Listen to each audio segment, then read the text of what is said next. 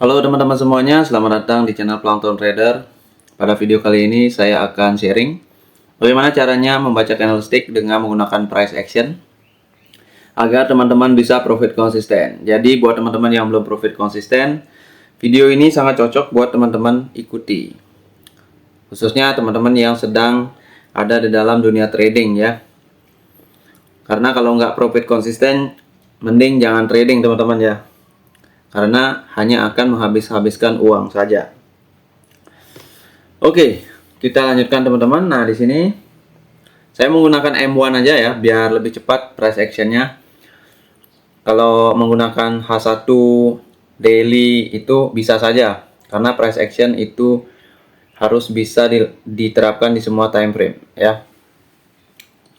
Oke, kita langsung aja ke market. Di sini saya sudah membuat pemetaan tentang market ya, yang mana SNR besar, korelasinya apa kayak gitu ya. Oke, sekarang di sini di M1 kalian bisa melihat persepsi dari mana aja. Oke, dari 3 menit, dari 5 menit ya. Ini maksudnya persepsi ya. Karena trading itu adalah bisnis persepsi. Buat teman-teman yang nggak tahu ya. Ini dalam time frame 4 menit ya. Tapi bukan timing yang kita gunakan di sini, ya kan? Gitu. Kalau kita gunakan di sini ya dimulainya dari ini.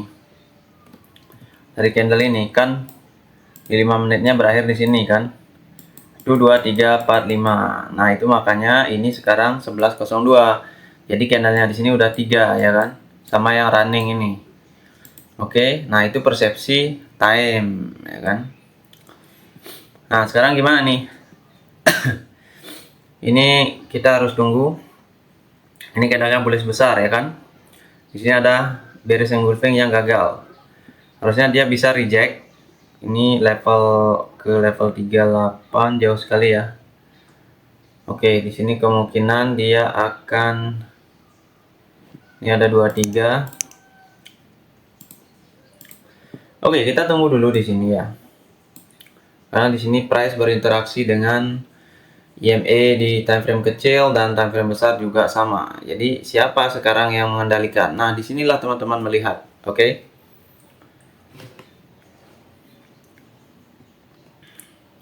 Lihat dari observasi gerakan ya. Lihat dari candlestick, dari apa yang mereka lakukan. Ya kan? Nah, ini kita lihat dulu nih. Oke. Kita lihat dulu. Oke, ini sepertinya akan bullish teman-teman ya. Kita biarkan dulu dia, siapa tahu ada rejection. Oke, udah lewat ya. Nah, itu tadi gerakannya kan teman-teman tahu, atas, bawah, atas lagi. Berarti di sana ada apa? Ya.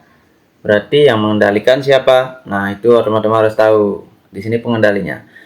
Oke, buat teman-teman yang ingin tahu tentang siapa pengendalinya itu ya, ataupun bagaimana cara membaca marketnya, kalian bisa ikuti kursus saya. Bukan kursus ya, mentorship ya. Kalau saya bilang kursus nanti ini lagi, salah lagi ya. Karena saya nggak buka kursus ya. Cuma mentorship ada kalau teman-teman mau ya. Oke, ini level 38 nih. Ditembus ataukah tidak? Kita lihat dulu ya. Ini time frame-nya udah menit pertama dari M5 ya. Kita lihat M5. Nah, M5 nih. Ini menit pertamanya. Dia berinteraksi dengan level ini. Oke. M5 di sini ada. Oke, kita kasih tahu dulu nih. Jadi kita gampang teman-teman ya. Oke.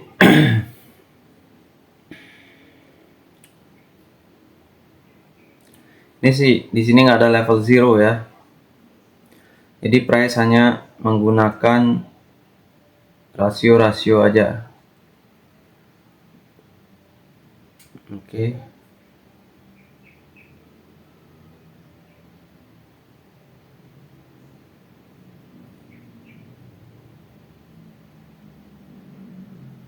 Kita lihat dulu.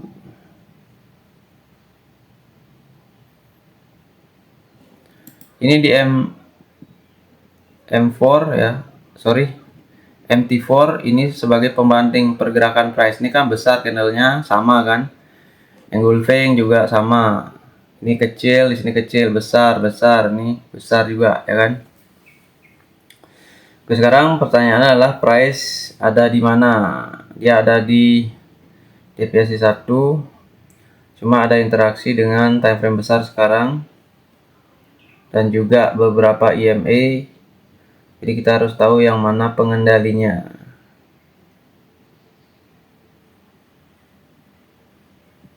Oke, kita lihat dulu reject ataukah tidak.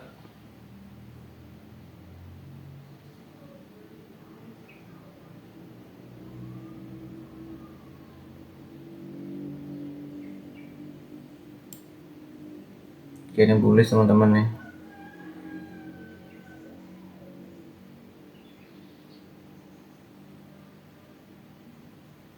Oh, salah ya. Itu dia. Kita harus waspada dengan hal itu. Di gerakan akhir itu langsung kayak gitu. Coba kita buy di sana, kita pasti udah loss. Saya menunggu gerakan ini di awal tapi nggak ada, tapi dia melakukannya di akhir.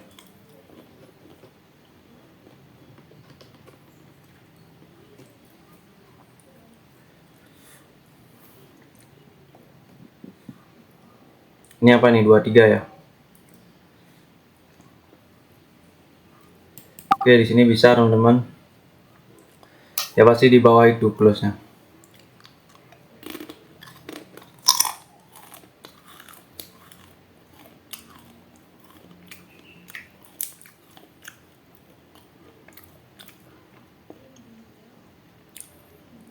Sorry ya, saya sambil ngemil teman-teman ya.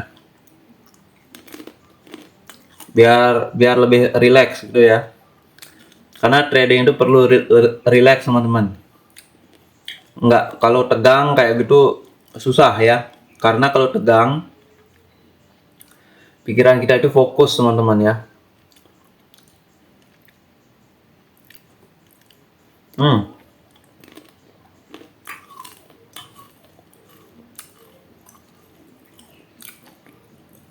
Doji harusnya. Bullish ya. Oke, kalau gini kita lihat dulu.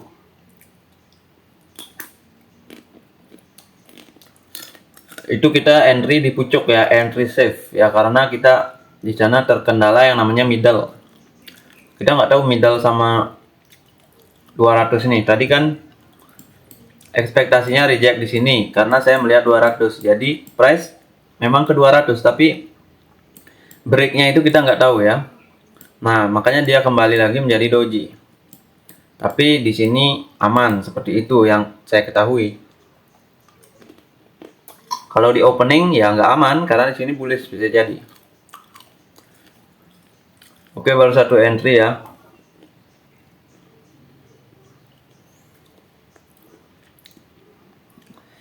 Sekarang ini masuk di area 14 dan area level 0 ini penting. Oke. Jadi kalau kita mau dapat persepsi, ini persepsi bagus. Nih. Ini 14 kan. Level 0 di sini. Oke, SB ada. Ini sebagai akses pendukung SB bagus ya kan. Jadi ya kalau ini nggak terjadi dari lagi 4 menit, berarti kemungkinan ini masih berpengaruh ya kan. Makanya press naik lagi. Karena di sini 4 menitnya adalah bullish, kemudian shooting star kayak gitu. Nah kan, kalau SB-nya udah nggak dilengkapi, oke dia lengkapi SB-nya, cuma kita lagi satu candle dan ini adalah candle yang kedua dari ke satu ya, 10 dari M5. Nah, ini candle ke satu dari M5, kita lihat.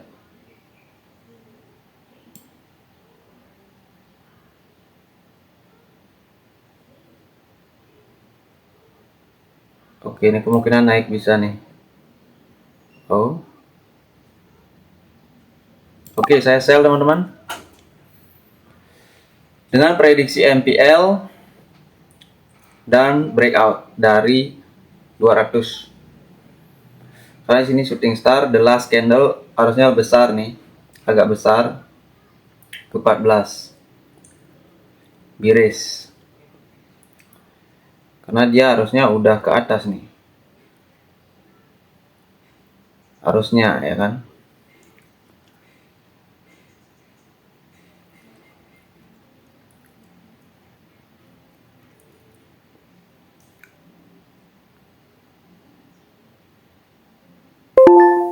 Nah kan.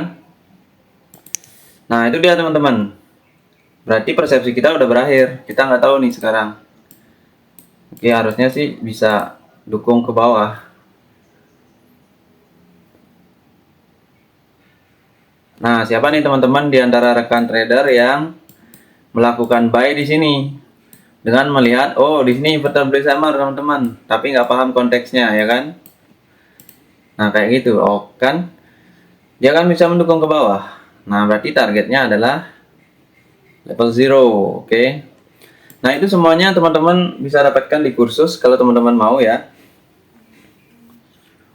Nah untuk profit konsisten ini kalau saya dalam sehari hanya melakukan 3 trade ini udah ya, karena udah 2 kali kita udah profit. Kita nggak usah melakukan entry yang ketiga. Kenapa? Ya karena agar kita lebih tidak terpengaruh pada yang namanya overconfidence. Karena overconfidence itu ada di semua trader pro, trader semua, trader rata-rata, trader average itu semua ada overconfident, ya kan? Yang membedakan trader pro dengan trader average dan rata-rata, trader pro bisa memanage overconfidence-nya atau bisa mengerti ya. Bisa mengerti overconfidence-nya melalui rule atau trading plan yang udah dibuat. Itu aja perbedaannya. Kalau trader pro, trader rata-rata dan pemula ya, mereka semua sama-sama memiliki overconfidence ya. Mereka semua sama-sama memiliki rasa takut, sama-sama memiliki rasa greedy. Karena itu alamiah teman-teman, itu nggak usah dikontrol ya. Itu hanya perlu dimengerti dengan menggunakan beberapa rule, dan rule ini harus dijalankan konsisten. Itu aja prinsipnya. Jadi nanti overconfidence, yang namanya rasa takut, yang namanya rasa greedy, yaitu akan menyesuaikan. Dia akan menyesuaikan dengan apa yang sudah kita rencanakan. Ibaratnya kita merencanakan itu adalah bagian dari awareness. Awareness itu ya alam sadar ya. Kalau itu sudah dilatih terus-menerus, maka yang di bawah alam bawah sadar itu akan ngikut dia. Oke. Tapi kalau nggak itu dilatih, maka yang alam bawah sadar ini yang akan mengendalikan kita, emosi, overconfidence dan lain sebagainya. Oke. Nah, di sini ya udah saya segitu aja tradingnya ya. Nah, ini kan udah juga 20 menitan. Oke, baru 13 menit sih. Udah 2 entry ya. Prediksi sesuai dengan apa yang saya prediksi, artinya saya akan di sini berharap break dari 200 EMA ya kan, dan terjadilah break. Oke, itu dia teman-teman ya. Kemudian saya trading di sini. Kemudian di sini saya mau buy tetapi saya ragu-ragu ya, makanya saya menunggu gerakan itu. Kalau ke bawah kencang berarti kita jangan melawan ya, jadi saya hindari. Oke. Kemudian saya trading di sini. Karena saya tahu di sini ada yang namanya distribution ya. Jadi di sini tuh kalau nggak beres ya doji. Tapi kalau di sini aman entry-nya. Oke. Kalau di sini saya ini kan ibaratnya di bawah opening lagi. Ibarat bad entry kan. Tetapi saya melihat ini rejection. Rejection yang terkonfirmasi oleh candle ini. Karena sifat dari candle ini seharusnya tidak bergerak seperti itu, ya. Kalau dia bergerak seperti itu berarti ada hal di bawah yang sedang mengontrolnya, kayak gitu. Jadi di sini ini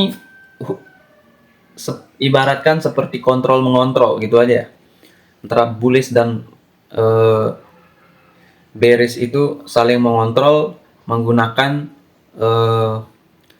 support dan resisten yang bermacam-macam ya. Jadi teman-teman harus tahu support dan resistennya. Mana yang berpengaruh paling besar, mana yang paling kecil. Dan ingat pesan saya, kalau tidak ada tanda-tanda dari yang besar, berarti siapa yang kontrol? Yang kecil. Oke. Kalau yang besar yang kontrol, yang kecil bagaimanapun formasinya sebagus apapun, dia akan berlaku terbalik. Atau kalian melihat EMA, 20 EMA, 100 EMA itu sedang agak miring ke atas kan, artinya dia bersifat strong support dan resisten. Tapi kalau dia di time frame kecil dan yang mengendalikan adalah time frame besar, oke, maka EMA tersebut nggak ada gunanya sebagai support, dia akan terus ditembus ya. Itulah kenapa ada istilah, ada perubahan tren di higher time frame ya. Trend change on higher time frame itu ada teman-teman ya. Oke, biar saya nggak banyak ngomong teman-teman, terima kasih. Buat teman-teman yang pengen kursus, silakan di bawah video ini ada link, kursus lagi ya. Buat teman-teman yang pengen saya mentori ya. Artinya mentorship program teman-teman bisa daftar di website saya di link di bawah ini ya.